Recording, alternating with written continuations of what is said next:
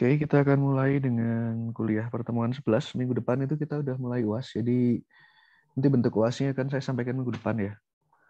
Coba eh, kemungkinan besar nanti akan saya buatkan semacam soal esai untuk merancang suatu bisnis berdasarkan apa yang sudah kita pelajari sampai hari ini, mempertimbangkan inovasi, mempertimbangkan resiko. Ini hari ini kita akan belajar tentang pembuatan keputusan ya. Ini ada belajar tentang resikonya juga. Jadi dan minggu depan kita ada pertemuan terakhir ya, pertemuan 12.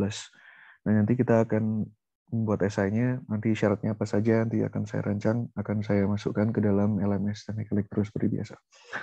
Jadi hari ini kita akan belajar tentang pembuatan keputusan di pelajaran ke-11. Kenapa pembuatan keputusan itu penting? Karena seperti yang sudah pernah kita bahas-bahas sebelumnya, pada dasarnya suatu perusahaan yang penting, suatu bisnis yang penting, itu akan membutuhkan pengambilan keputusan yang tepat, terutama terkait dengan inovasi. Berapa biaya yang dibutuhkan, apa risikonya, apa yang bisa diperoleh, bagaimana caranya kita memperkecil risiko dan memperbesar kemungkinan beruntung, itu semua harus diperhitungkan di dalam manajemen inovasi. Manajemen inovasi ini, seperti yang sudah kita bahas sebelumnya, itu bisa diaplikasikan pada bidang akademik untuk hal penelitian, begitu juga untuk bisnis, begitu ya. Jadi pada dasarnya untuk setiap pengambilan keputusan, kita harus selalu menilai untung rugi. Nah, gimana caranya kita memaksimalkan keuntungan dan gimana caranya kita meminimalkan kerugian, itu yang akan kita pelajari hari ini. Jadi ada yang disebut dengan proses untuk mengambil keuntungan. Yang pertama kita harus mengidentifikasi permasalahannya. Yang kedua kita harus tentukan tujuannya, apa yang kita inginkan, dan apa yang istilahnya kita sebut sebagai kriteria keputusan. Apa saja hal-hal yang mempengaruhi keputusan yang diambil. Kemudian yang ketiga, setelah kita tahu masalahnya, setelah kita tahu tujuannya, maka yang ketiga kita harus merancang alternatif langkah yang bisa diambil. Kalau kita sudah punya alternatif langkahnya, maka langkah keempat, kita harus menganalisis dan membandingkan alternatif-alternatif tersebut. Kalau sudah, kita pilih alternatif yang terbaik di langkah kelima, keenam kita implementasikan apa yang sudah kita pilih, dan yang ketujuh kita lihat hasilnya bagaimana. Apakah sudah sesuai atau belum. Nah, ada beberapa hal yang bisa membuat keputusan itu bisa menjadi kurang baik atau buruk, bahkan merugikan seperti itu ya. Yang pertama, adanya kesalahan di dalam mengambil keputusan.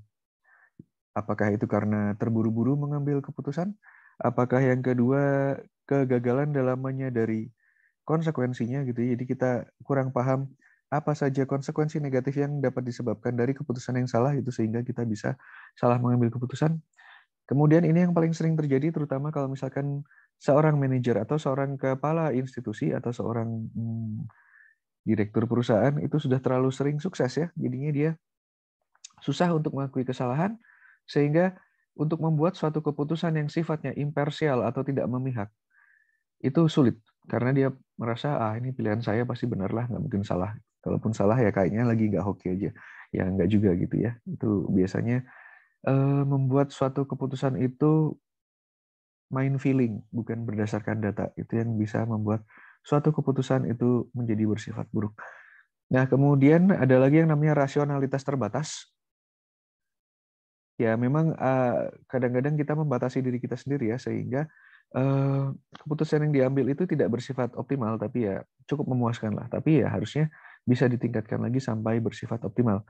Kemudian ada lagi suboptimisasi atau istilahnya dengan sengaja kita membuat keputusan kita menjadi tidak optimal. Ini karena ada pembatasan. Ada departmentalization atau ada pembatasan per departemen di dalam cara berpikir kita. Ya, itu membuat lebih banyak syarat sehingga keputusan kita yang diambil menjadi tidak optimal begitu ya. Nah, gimana caranya kita mengambil suatu keputusan dengan optimal? Salah satunya itu adalah dengan menggunakan model yang tepat. Apa itu modelnya? Jadi pada dasarnya sebuah model itu semacam penggambaran suatu realitas yang bisa memisalkan keadaan nyata di lapangan ke dalam suatu bentukan yang lebih sederhana. Misalkan ada model yang sifatnya fisik. Waktu itu mungkin Anissa ikut membantu Pak Mulki bikin model smart house. Nah, itu bentuknya adalah model fisik. Dia bentuknya diperkecil dengan fungsi disederhanakan, tapi kita tahu bagaimana smart house atau smart home itu bisa bekerja. Dengan pencet satu tombol, apa yang nyala. Dengan pencet tombol ini, apa yang mati. Ada syarat-syarat tertentu bagaimana dia bisa nyala dan mati. Itu adalah model fisikal. Ada lagi model skematik. Model skematik itu yang sering Anissa gambar juga dengan Pak Mulki di kelas. Mungkin gambar teknik. Kita membuat suatu gambar, kita membuat suatu aturan, kalau ini naik, ini turun. Nah, itu dan istilahnya bisa dimengerti oleh yang membaca, itu disebut model skematik. Skematik itu gambar. Ada lagi model matematis, ini yang biasanya Anissa temui di kelas matematika teknik, di mana istilahnya kita berusaha menggambarkan suatu fenomena ke dalam suatu rumus. Jika A naik, maka B naik. Jika A naik, maka C turun. Jika A dan B naik, maka D naik. Hal-hal seperti itu yang istilahnya bisa dituangkan dalam suatu rumus. Kemudian yang terakhir, yang sekarang juga banyak dipakai adalah model komputer. Ini yang biasanya sekarang diibaratkan sebagai suatu intelijensia buatan, artificial intelligence berdasarkan machine learning, di mana kita masukkan beragam informasi kepada komputer yang mungkin sudah dilabeli atau belum. Kemudian nanti komputer akan menyatakan bahwa oh ini adalah A dan ini adalah B, karena itu kita harus C.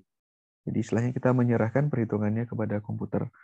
Nah, jadi memang dengan model itu kita bisa mendapatkan banyak manfaat sebenarnya.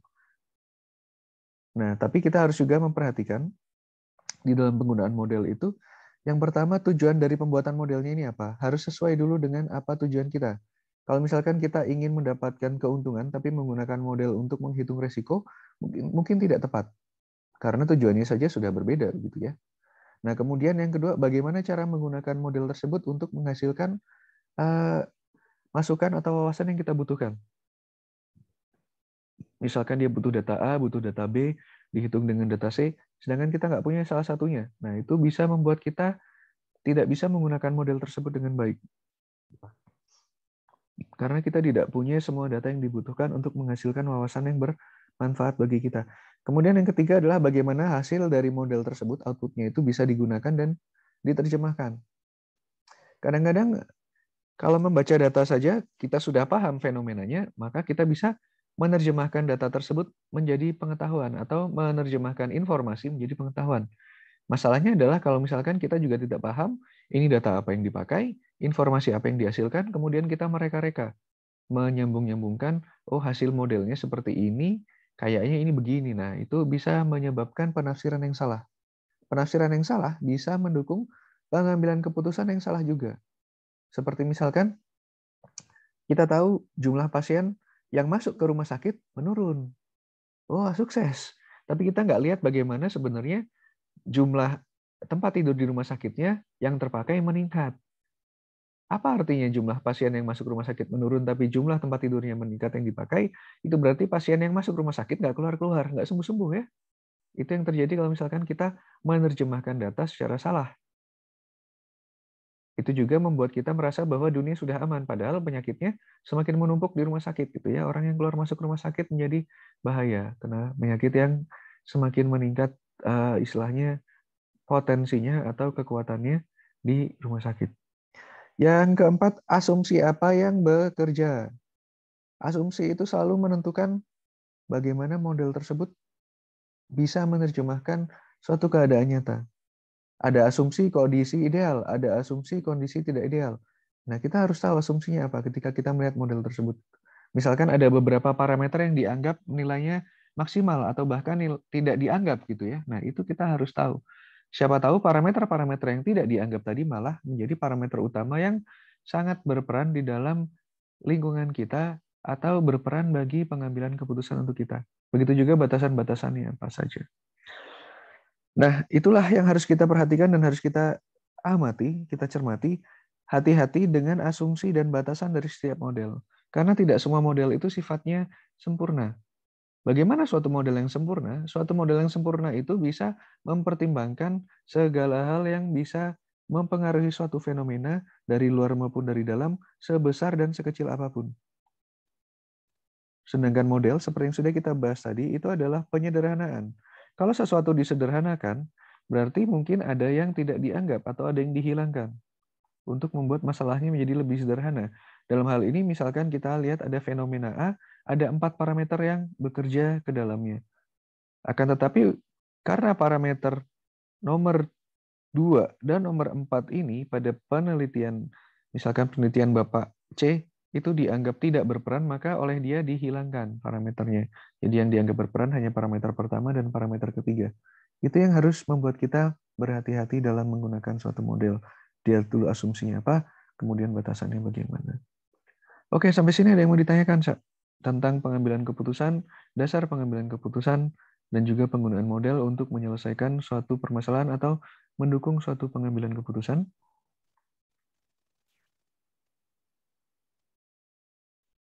Oh, belum ada, Pak. Baik, kalau gitu saya lanjutkan. Ini adalah beberapa keuntungan dari penggunaan model. Yang pertama, lebih mudah untuk digunakan dan lebih murah. Begitu ya. Lebih murah kenapa? Karena kita tidak melakukan simulasi dengan kondisi nyata. Kalau kita menggunakan simulasi dengan kondisi nyata, resikonya nyata. Kalau kita rugi beneran. Ada uang di situ. Sedangkan kalau kita pakai model, kita pakai kira-kira. Kita bisa memperkecil kerugian yang bisa disebabkan karena kita melakukan simulasi tadi. Kemudian yang kedua, kita perlu untuk mengklasifikasi, menilai suatu informasi, mengatur informasi. Kemudian kita bisa tahu kita butuh informasi apa saja. Kemudian kita bisa, yang nomor 3, kita memiliki pendekatan yang sifatnya sistematis untuk menyelesaikan masalah. Yang keempat, dengan memandang suatu masalah dengan lebih luas, kita identifikasikan variabelnya apa saja, kita bisa memahami suatu masalah itu dengan lebih baik. Karena kita tadi sudah melakukan kuantifikasi dan istilahnya pengelolaan informasi, kemudian kita mendekati suatu masalah itu dengan sistematik, maka kita bisa memahami masalah tersebut dengan lebih baik. Kalau kita mendekatinya ngasal, nggak pakai hitungan, maka kita ada kemungkinan hanya memandang masalah dengan sebelah mata. Yang kelima, kita bisa bertanya apa yang akan terjadi. Ini yang disebut simulasi tadi ya. Kalau misalkan kita masukkan parameter yang berbeda ke dalam suatu model, kita masukkan nilai variabel yang berbeda ke dalam suatu model, maka outputnya akan berbeda. Itu membuat kita jadi memiliki opsi. Kita jadi punya alternatif. Misalkan ada 4 parameter di dalam pemecahan suatu masalah, kita bisa memilih parameter yang terbaik sehingga kita bisa menyelesaikan masalah dengan minim risiko dan lebih besar keuntungan seperti itu. Kemudian kita harus spesifik tentang tujuan yang akan kita capai ini sebenarnya apa. Jadi kita nggak bisa istilahnya ngaruh kusiku, kita nggak bisa serakah gitu ya. Kita harus spesifik tujuan kita apa. Itu yang akan kita capai dengan menggunakan model. Model itu sifatnya konsisten, dia tidak bias. Selama angka-angkanya tetap, maka hasilnya tetap konsisten. Kalau naik ya naik, kalau turun ya turun. Tidak ada sentimen atau feeling-feelingan yang mempengaruhi angka tersebut naik atau turun. Kemudian yang ke-8, membawa matematika untuk menyelesaikan masalah kita. Artinya apa? Ya, matematika itu punya banyak perangkat. Habis putus. Anissa 1, Anissa 2. Oke. Matematika itu punya banyak perangkat atau tool atau cara untuk menyelesaikan suatu masalah. Yang paling gampang statistik. Apa saja perangkat dalam statistika yang penting dan bisa mendukung kita untuk menyelesaikan suatu masalah? Probabilitas misalkan. Kemudian nilai rata-rata misalkan. Kemudian ada mean, median, modus, dan istilahnya apalagi yang lain. Standar deviasi ya. Hal-hal seperti itu yang bisa membantu kita untuk melihat, mengkuantifikasi alternatif dari solusi untuk suatu permasalahan. Kalau misalkan sudah ada rumus, sudah ada matematika, sifatnya konsisten, berarti apa? Berarti dia bisa memberikan cara terstandarisasi untuk menyelesaikan suatu masalah. Kalau sudah ada SOP dalam menyelesaikan suatu masalah atau pengambilan suatu keputusan secara optimal, maka dalam pemecahan suatu masalah, waktu itu bisa dihemat. Kita lebih sedikit waktu bingung, dan kita bisa menggunakan waktu yang tadi untuk menyelesaikan permasalahan yang lain atau melakukan kegiatan produktif yang lain. Inilah kenapa kita sangat disarankan untuk menggunakan model dalam mengambil keputusan atau pemecahan masalah. Oke, tapi model itu juga ada batasannya. Yang pertama, dia terlalu menitik beratkan pada data yang sifatnya kuantitatif daripada yang sifatnya kualitatif. Ya, bagaimanapun juga dia pakai rumus matematika biasanya kalau model ya. Kalau misalkan nilainya hanya bagus, tidak bagus, kurang, nah itu tidak bisa dikasih skor ya. Nggak bisa dimasukkan ke dalam model, kecuali kita terjemahkan tadi bagus, tidak bagus, kurang itu ke dalam angka. Tapi itu juga tidak bisa memberikan gambaran yang bagus tentang suatu hal yang ingin kita masukkan ke dalam model. Bagusnya sebagus apa? Bagus seperti 8 atau bagus seperti 10 ini? Nah, itulah. Model itu butuh data yang sifatnya kuantitatif. Kemudian yang kedua, kalau misalkan kita mengaplikasikan model secara kurang tepat, maka ada risiko bagi kita menerjemahkan secara salah dari hasilnya. Kita salah masukkan variabel, atau kita salah memahami kondisi lingkungannya, atau kita salah mengambil asumsi, sehingga rumus yang kita pakainya juga salah, kita bisa mendapatkan hasil yang salah. Salah satu, salah semua. Seperti istilahnya peribahasa yang sangat umum dipakai pada bagian pemrograman. Garbage in, garbage out.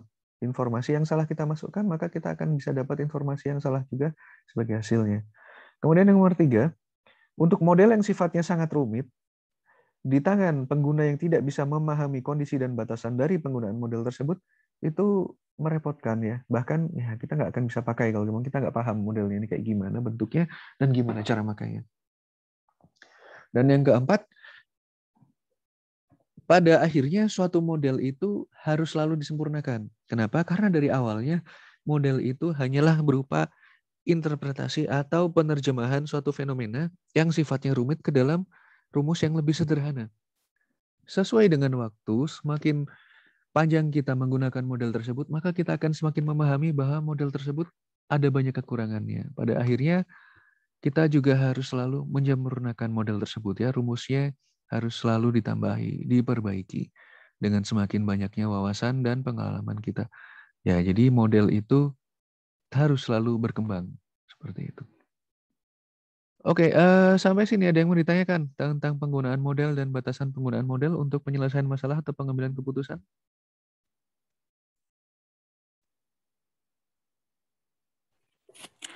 Paling ini sih Pak, maksudnya kayak contoh untuk apa ya, model pengambilan keputusan yang umum digunakan tuh yang seperti apa gitu Pak. Nah, itu nanti ada ya di belakang ini Oh nanti iya, akan ada beberapa contoh istilahnya model yang kita bisa gunakan untuk mengambil keputusan. Tapi ada syaratnya ya. Sama seperti yang tadi, kita sudah harus punya beberapa alternatif dulu nih. Alternatif itu sangat penting. Jadi alternatif itu kalau misalkan alternatif sudah ada, maka ada beberapa model atau ada beberapa pendekatan yang bisa kita lakukan. Nanti akan ada beberapa contohnya di belakang. Oke, jadi ada beberapa pendekatan kuantitatif yang bisa kita gunakan untuk istilahnya mencari solusi dari suatu permasalahan atau kita memilih yang mana yang terbaik. Yang paling sering adalah programa linear. Ini Anissa pernah nyoba atau pernah tahu mungkin di SMA atau di SMP?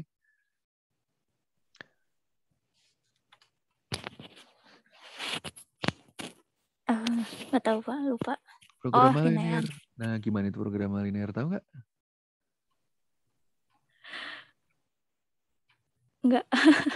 Nah, jadi misalkan, jadi programa linear itu biasanya dia ada nilai-nilai tertentu ya. Misalkan 4X tambah 2Y 10, saya lupa. Atau misalkan 2X tambah 3Y sama dengan 15. Kita harus mencari kombinasi antara X dan Y yang optimal. X-nya berapa, Y-nya berapa. Ya, misalkan dari grafik pertama kita dapat, dari rumus pertama kita dapat grafik seperti ini. Dari grafik kedua kita dapat garis seperti ini. Nilai optimalnya di mana? Berarti nilai optimalnya di sini. Ini X-nya berapa, Y-nya berapa? Kebalik ya. Ya, ini Y, ini X. Misalkan ini akhirnya kita harus cari X-nya 3, Y-nya 3. Untuk nilai optimalnya. Inilah yang disebut programa linear. Segala sesuatu yang ada di dalam irisan dari kedua garis ini adalah sifatnya optimal. Seperti itu. Pernah ngalamin programa linear?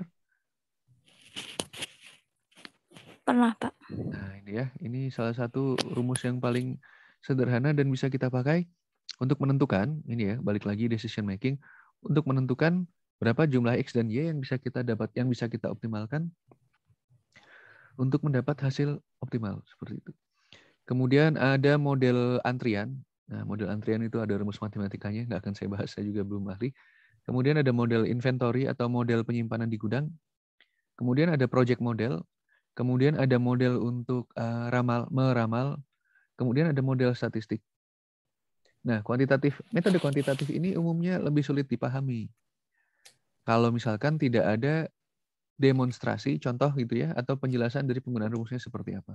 Ini aja yang bisa saya jelaskan itu cuman yang paling atas. Wah, linear programming, karena saya bisa dari SMA. Yang lainnya ini ada rumusnya sendiri, ada penjelasannya sendiri, ada cara-caranya sendiri. Silakan dipelajari sendiri kalau berminat. Palingan hari ini kita akan belajar salah satunya adalah model statistik. Nah, oke. Ini salah satu yang paling sering digunakan. Ya, ini adalah trade-off. Apa artinya trade-off? Kira-kira, Sa?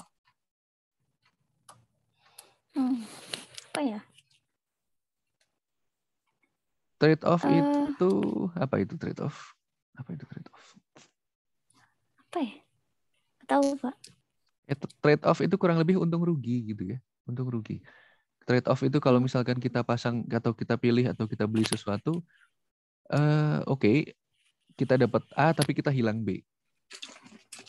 Imbal balik. Bukan imbal balik. Lebih tepatnya kayak untung rugi sebenarnya. Nah, gimana cara kita melakukan pendekatan trade-off ini? Jadi kita harus menulis apa saja keuntungannya dan apa saja kerugiannya. Kalau misalkan kita ingin mengimplementasikan kendali kualitas di dalam produksi kita, apa saja konsekuensi positifnya? Yang pertama, produk yang sifatnya cacat lebih sedikit. Tapi ruginya apa? Ruginya ada peningkatan biaya. Nah, ini yang harus dihitung. Berapa keuntungan yang bisa kita peroleh dari lebih sedikit barang cacat pabrik dibandingkan dengan berapa biaya yang diperlukan untuk mengimplementasikan sistem quality control. Nah, ini yang harus dibandingkan. Sederhananya seperti cost benefit analysis. Kemudian ada sensitivitas, ada analisis sensitivitas. Apa itu yang disebut analisis sensitivitas? Analisis sensitivitas ini adalah bagaimana kita menilai suatu solusi tersebut terhadap suatu perubahan parameter, seberapa banyak dia bisa berubah juga. Apa pengertian sensitivitas yang Anissa paham?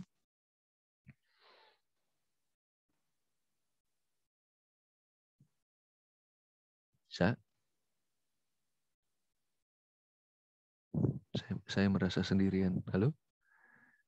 Oh, Ya, Pak. Anissa paham artinya sensitivitas? Mungkin pernah belajar dari kuliah yang lain? Sensitivitas, sensitif.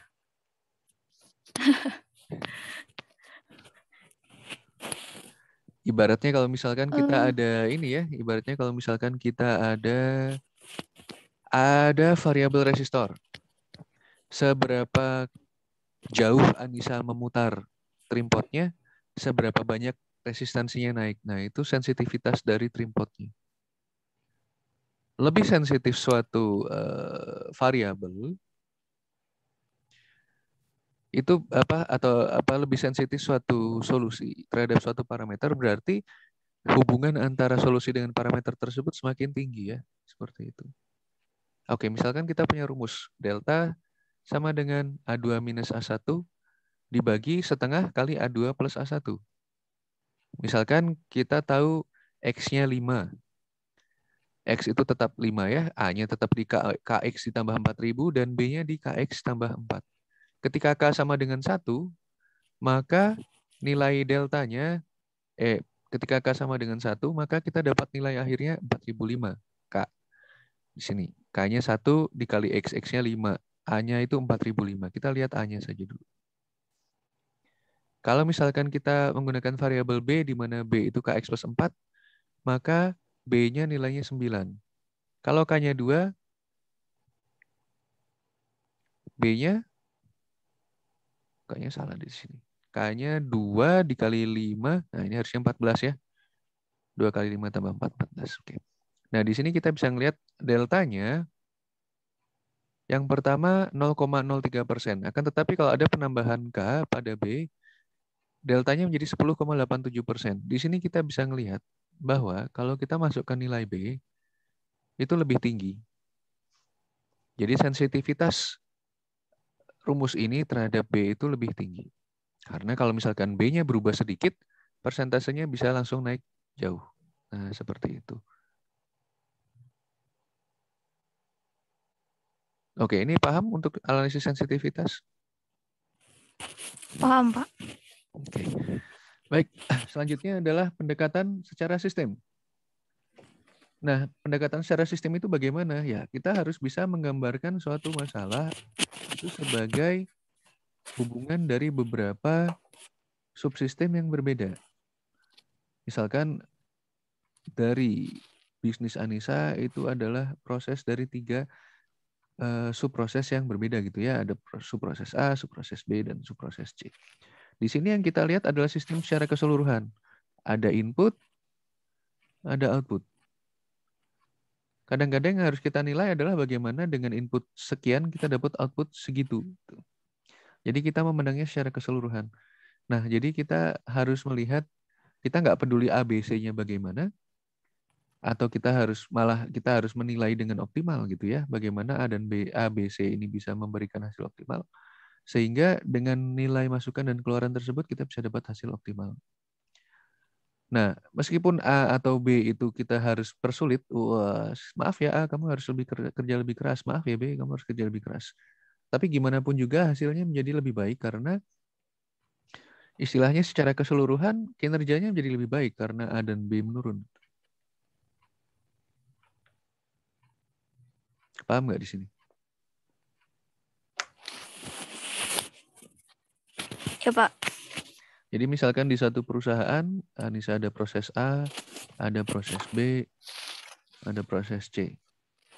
Kalau semuanya dipaksa, maka hasilnya 10.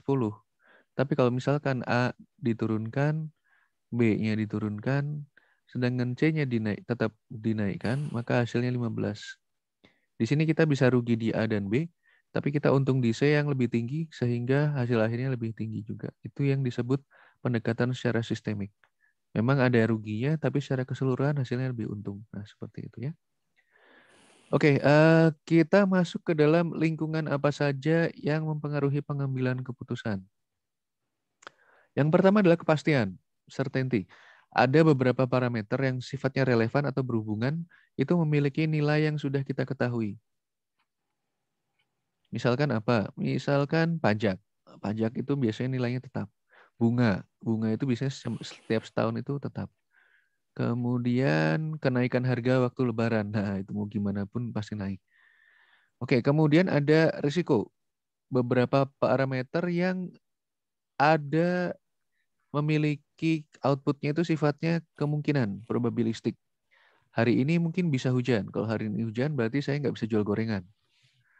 Kalau enggak, ada kemungkinan pembatasan kegiatan masyarakat diperpanjang setelah tanggal 20. Berapa persen? Ya, anggaplah saya kasih 50%. Ya mungkin sekarang 70% lah, karena nggak turun-turun juga angkanya dan PPKM-nya nggak jalan. Nah, itu ada probabilistiknya, ada nilai probabilitasnya. Setiap suatu hal yang nilainya tidak pasti, itu disebut risiko. Oke, kemudian ada uncertainty atau ketidakpastian. Ini kalau sudah masuk uncertainty atau ketidakpastian ini, kita benar-benar tidak tahu. Kita benar-benar tidak tahu apa saja kemungkinan yang bisa terjadi di situ. Kayak misalkan ada musibah, gitu, kita kecelakaan di jalan, itu bukan resiko, gitu. Itu sudah ketidakpastian lagi. Yang kita minimalisasikan itu resiko kalau kita naik motor ya pakai helm, motornya diservis. Tapi kalau misalkan pas lagi naik motor kita kejatuhan meteor, ya itu agak nggak mungkin sih, tapi anggap saja itu bisa terjadi. Dan kalau itu terjadi, ya itu hal yang tidak kita perhitungkan sebelumnya atau tidak bisa kita perhitungkan sebelumnya. Itu disebut ketidakpastian. Oke, jadi ada teori pengambilan keputusan ya, teori keputusan. Yang pertama kita harus mengidentifikasikan dulu kondisi masa depan apa saja yang mungkin. Ini disebut kondisi alami, states of nature. Kemudian yang kedua adalah kita harus membangun atau membuat suatu daftar dari alternatif yang mungkin. Maksudnya alternatif itu apa? Alternatif keputusan yang bisa kita ambil. Kemudian yang ketiga, kita harus menentukan atau memperkirakan keuntungan yang bisa kita peroleh yang bisa diberikan untuk setiap alternatif pada setiap kondisi. Jadi ada kondisi, ada alternatif, ada keuntungan setiap alternatif pada setiap kondisi, kemudian ada kemungkinan bagaimana setiap tadi kondisi itu bisa tercapai kalau mungkin. Dan yang kelima adalah kita harus menghitung alternatif sesuai dengan kriteria desisi dan kriteria pengambilan keputusan dan memilih alternatif yang terbaik. Oke, kita masuk ke dalam contoh nih. Ini agak panjang dan seru lah ya. Mari kita coba nikmati. Misalkan Anissa mau beli rumah buat dijual lagi. Jadi kita jadi penjual properti. Bukan penjual properti lah, pemutar properti, anggaplah gitu. Oke, jadi ada tiga kemungkinan. Ada tiga kemungkinan dari ukuran rumah yang bisa Anissa beli. Yang pertama rumah berukuran kecil, yang kedua rumah berukuran besar, yang kedua rumah berukuran sedang, yang ketiga rumah berukuran besar gitu ya. Ini rumah kecil, ini rumah sedang, ini rumah besar. Nah, di masa depan bagaimana kemungkinan ininya istilahnya berapa kemungkinan yang bisa diberikan terhadap properti yang sudah kita invest ini sesuai dengan permintaan pasar. Nah, jadi cara melihatnya begini. Kalau di masa depan permintaan terhadap properti itu rendah, maka kalau kita beli rumah kecil, kita bisa dapat untung 10.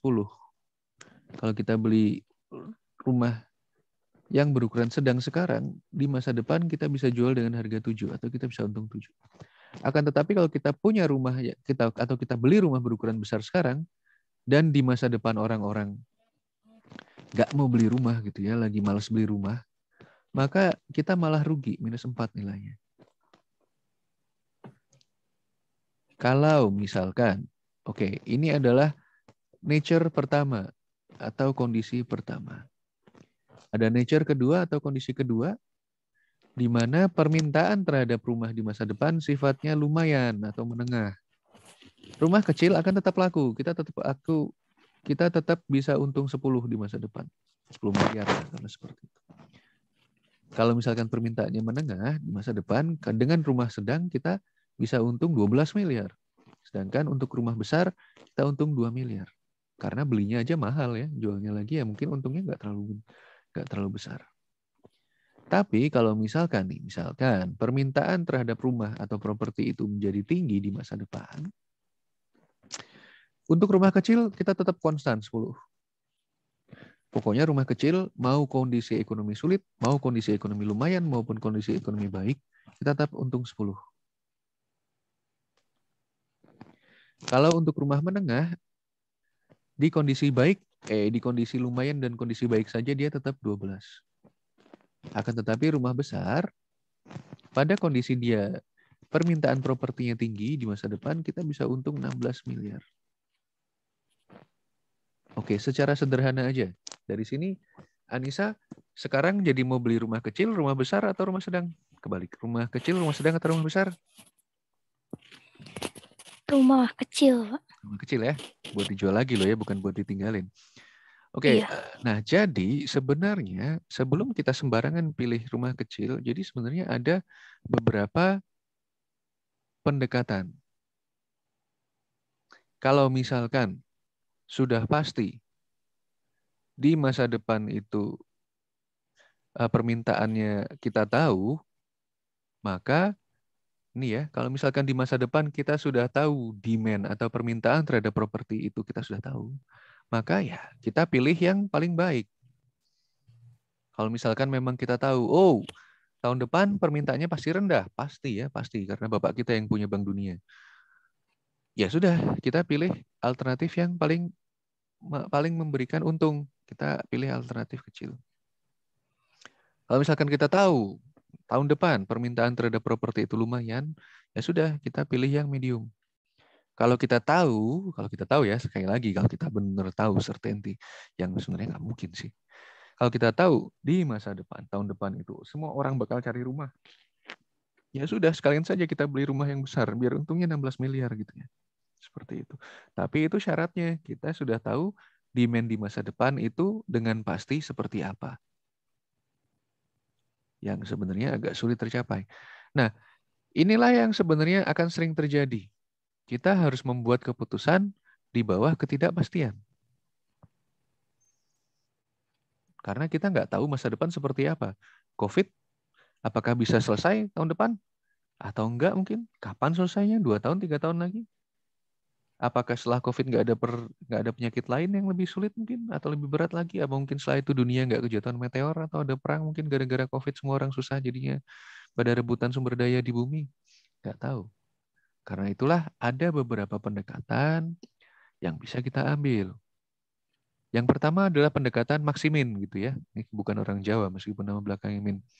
Yang disebut maksimin ini adalah bagaimana kita memaksimalkan hasilnya yang bisa kita peroleh dari kondisi minimal.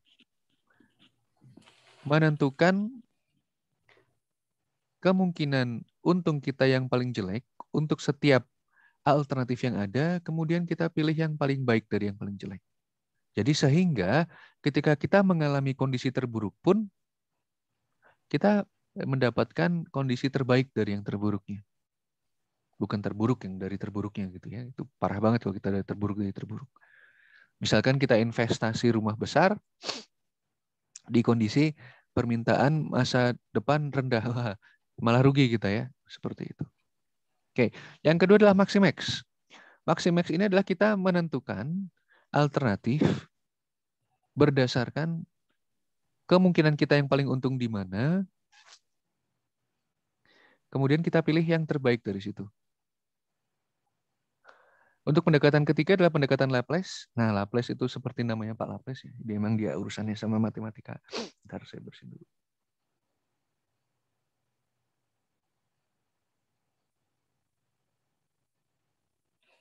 Oke, jadi untuk Laplace ini adalah kita menentukan berapa keuntungan rata-rata untuk setiap alternatifnya. Kemudian kita pilih alternatif dengan rata-rata yang paling baik. Nah, kalau main rata-rata, berarti kita istilahnya lebih konservatif lah. Nggak ekstrim gitu. Kalau tadi kan maksimin, maksimaks, itu kita selalu lihat ekstrimnya. Kalau kita menggunakan pendekatan Laplace, maka kita menggunakan pendekatan rata-rata. Yang keempat adalah minimax regret. Nah, regret itu atau penyesalan gitu ya. Kita harus menentukan penyesalan yang paling tinggi untuk setiap alternatif, kemudian pilih alternatif dengan kondisi penyesalan yang paling kecil gitu. Apa itu penyesalan? Nah, mari kita coba satu-satu. Ini misalkan kita gunakan pendekatan maksimin. Oke, maksimin. Kita untung yang paling jelek itu dari mana? Kalau misalkan small, kita beli rumah kecil, maka jelek-jeleknya kita dapat 10. Kalau kita beli rumah medium, sedang, jelek-jeleknya kita dapat 7. Kalau beli rumah besar, jelek-jeleknya malah rugi gitu ya, minus 4. Ini kalau misalkan kondisinya tadi low, pada demand sama dengan low. Nah, kalau misalkan pendekatan kita maksimin, maka kita bisa lihat bahwa small ini nilai yang paling baik. Oke, jadi kita pilih small. Kalau kita pakai pendekatan maximax, di mana yang terbaik itu bisa terjadi ketika permintaan terhadap rumah itu tinggi, nilai yang paling bagus ada di large facility dengan nilai 16. Karena itu kita beli yang large.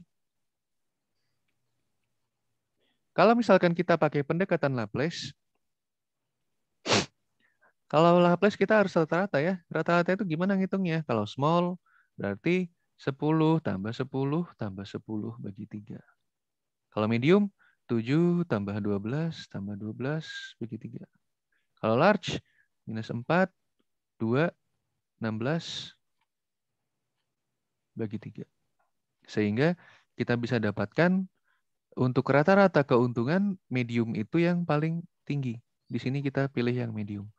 Jadi dari 3 pendekatan ini saja kita bisa melihat keputusan yang dihasilkan, rekomendasinya beda-beda. Mana yang dipilih? Silakan. Resiko yang bisa ditanggung seperti apa? Kalau misalkan kita harus main aman, misalkan kondisi keuangan lagi nggak bagus, berarti kita harus sedikit mengambil resiko, berarti kita pilih pendekatan maksimin. Kalau misalkan kita lagi bergelimang duit, bergelimang harta, seperti Elon Musk gitu ya, dia mau mainin Bitcoin, ya sudah. Duit cuma tinggal sering-sering gitu ya, keluar duit dari hidung, maksimax.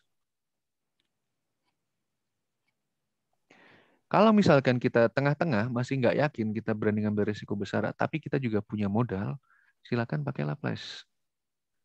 Secara rata-rata, kita tetap bisa untung dengan mengambil medium. Sampai sini ada pertanyaan dari 3 metode yang bisa kita gunakan untuk mengambil keputusan. Perhatikan juga kondisinya ya. Kondisi kita bagaimana, bisa menanggung risiko seperti apa. Ada pertanyaan, Sa? Tidak ada, Pak.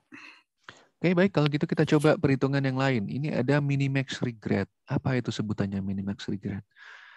Nah, yang disebut dengan regret atau penyesalan itu adalah kesempatan yang hilang. Nah, kesempatan yang hilang itu ngitungnya bagaimana? Anggaplah begini. Ketika terjadi kondisi demand-nya low atau permintaannya low, nilai tertinggi ada di small. Kalau misalkan waktu itu kita beli medium, kita menyesalnya atau keuntungan kita atau potensi keuntungan kita yang hilang adalah 3. Dari mana asalnya 3? Dari 10 kurangi 7. Karena kalau misalkan di kondisi low, dengan medium kita cuma untung 7 miliar. Seperti itu. Tapi kalau parahnya ya, kalau misalkan kita investasi di large, ini kita malah minus 4. Sehingga 10 dikurangi minus 4, dapatnya 14. Nyesel banget kita kalau kita beli rumah besar, tapi ternyata permintaan rumahnya rendah, permintaan propertinya rendah.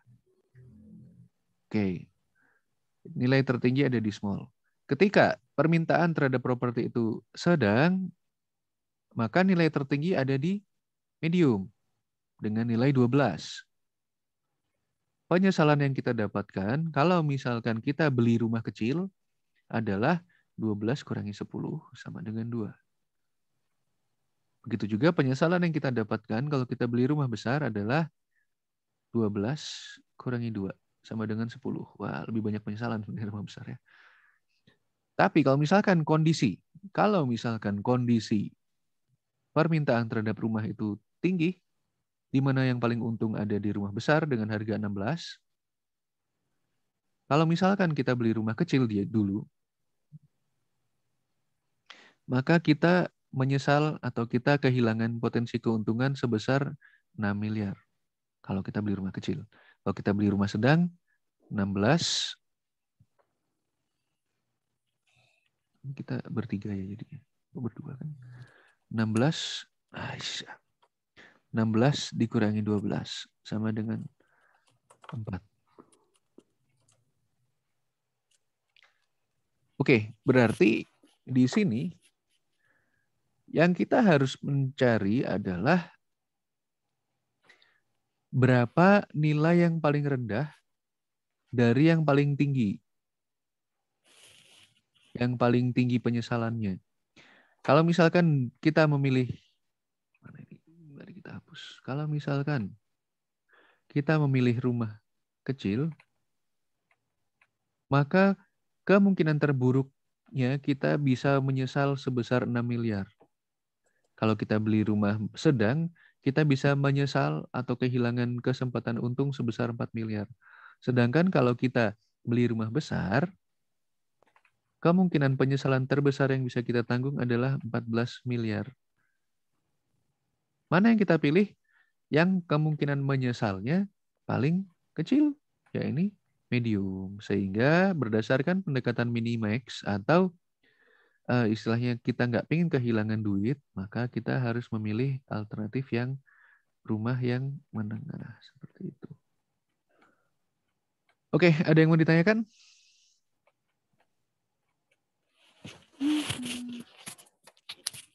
Apa ya? Nggak ada, Pak. Baik, ini kita membuat keputusan di bawah ketidakpastian. Selanjutnya kita membuat keputusan di bawah risiko. Apa itu risiko? Risiko itu kalau kita sudah tahu berapa besar probabilitas mereka akan terjadi. Misalkan kita tahu, berdasarkan perhitungan statistik dan juga saham dan masukan ekonom-ekonom besok, kemarin, ya, tahun depan permintaan terhadap rumah itu 30% bisa kecil, 50% bisa sedang, 20% bisa besar.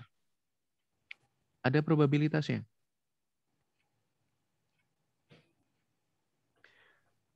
Oke.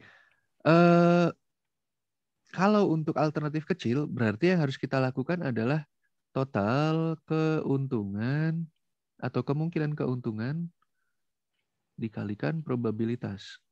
Dapat nilai EV atau expected value atau nilai yang diharapkan 10 dari mana? Dari 30, itu kan kita tadi dapat 10 kalau permintaannya rendah, 10 kalau permintaan menengah, 10 kalau permintaan tinggi. Jadi 30 ya. Dikalikan 0,3. Sehingga expected value atau nilai yang diharapkan dari investasi untuk rumah kecil nilainya 10. Untuk medium dari mana? Medium itu dapatnya dari 7 ditambah 12 ditambah 12. Berapa 7 tambah 12 tambah 12? 21. 21 ini dikalikan dengan kemungkinan permintaan terhadap rumah itu sedang di masa depan. Dapatnya 10,5. Untuk yang rumah besar gimana? Rumah besar minus 4, tambah 2, tambah 16. Dikalikan kemungkinannya berapa? 0,2. Berapa hasilnya? 3. Rendah ya expected value-nya. Ya itu kalau misalkan kondisi probabilitasnya yang kita ketahui seperti ini ya. Dicatat, kita harus tahu kondisi probabilitasnya. Ya kalau sudah kayak gini, ya sudah jelas bahwa kita mengambil alternatif rumah menengah ini adalah yang paling baik. Nah, meskipun resikonya juga netral, decision making dengan menggunakan berapa kemungkinan ini, probabilitasnya keluarnya berapa, itu tetap bisa digunakan. Seperti yang Anissa lihat, sebenarnya kita bisa membandingkan beberapa hasilnya ya. Misalkan dari perhitungan ini probabilitas medium itu yang paling baik. Dari minimax regret, medium yang paling baik. Dari Laplace, medium yang paling baik. Jadi kalau misalkan dari beberapa pertimbangan, itu yang paling banyak dipilih itu adalah medium, ya saya rasa kita bisa pilih medium saja. Kalau misalkan lagi rendah permintaannya, kita nggak kehilangan keuntungan terlalu banyak. Kalau lagi permintaannya tinggi atau sedang, kita juga bisa tetap untung. Ya, lagi-lagi silakan dipilih metode mana yang paling baik, atau mau menggunakan beberapa metode di saat yang bersamaan. Akan tetapi, dari beberapa perhitungan ini, dari beberapa pendekatan ini, kita bisa menentukan kita mau ngapain. Kita mau beli rumah yang kecil, menengah, atau besar. Oke, dari perhitungan-perhitungan yang sudah kita lakukan, ada yang mau ditanyakan?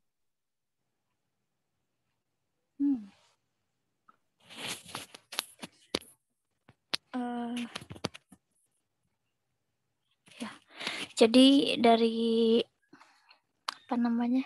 dari beberapa metode ini, apakah masing-masing metode itu punya semacam karakteristik itu, misalkan untuk si decision making under risk ini, untuk misalkan cocoknya buat seorang yang berjalan di usahanya startup misalkan. Terus kalau yang tadi yang si metode yang sebelumnya misalkan cocoknya buat pengusaha properti misalkan, atau random aja Pak, sesuai kebutuhan si pelaku usahanya itu. Sesuai dengan kebutuhan pelaku usaha. Ya. Balik lagi ke pay off table yang awal.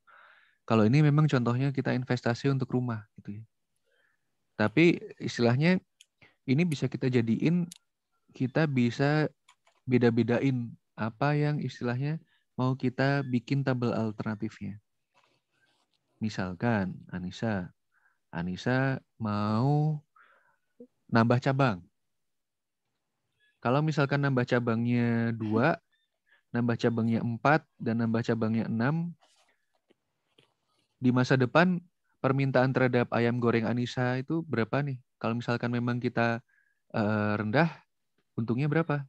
Kalau misalkan permintaan ayam goreng Anissa naik, untungnya berapa? Kalau permintaan ayam goreng Anissa tinggi, untungnya berapa? Nah, gitu. Jadi kita harus selalu bisa membuat alternatifnya nih. Kalau yang tadi kan ukuran rumah, bisa kita ganti macam-macam. Bisa jadi jumlah cabang. Bisa jadi jumlah orang.